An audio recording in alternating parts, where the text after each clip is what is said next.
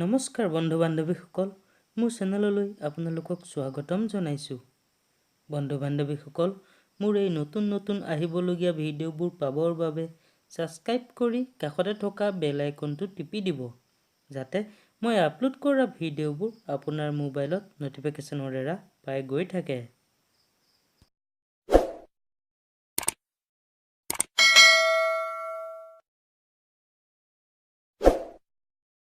বন্ধু বান্ধৱীসকল, আজি মই কথা পাতিম ঘৰলৈ দৰিদ্ৰতা অহাৰ কেইটামান কাৰণ।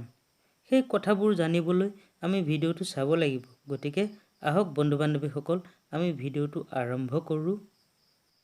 বন্ধু বান্ধৱীসকল, ঘৰলৈ দৰিদ্ৰতা অহাৰ এনে কিছুমান কাৰণ আছে, যিবোৰ কাৰণত আমি নজনাকৈ দৰিদ্ৰতাত ভুগিব লগা হয়।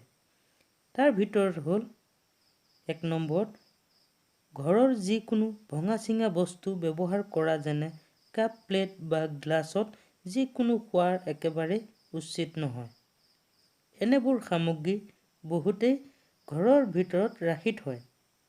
এনেবোৰ কাৰণতে দৰিদ্ৰতা বৃদ্ধি পায়।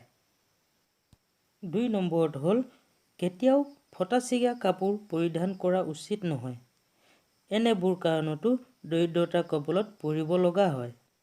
3 নম্বৰত হ'ল ঘৰৰ ভিতৰত কেতিয়াও মকৰা জাল হ'বলৈ দিব নালাগে। ইয়াক সময়ে সময়ে চাফ কৰাৰ প্ৰয়োজন, নহ'লে ইও এটা দৰিদ্ৰতা অহাৰ চিন। বন্ধু বান্ধৱীসকল, মোৰ এই ভিডিঅ'টো চাই কেনে পালে? যদি ভাল পাইছে, লাইক কৰিব, শ্বেয়াৰ কৰিব আৰু ছাবস্ক্ৰাইব কৰিবলৈ একেবাৰে নাপাহৰিব।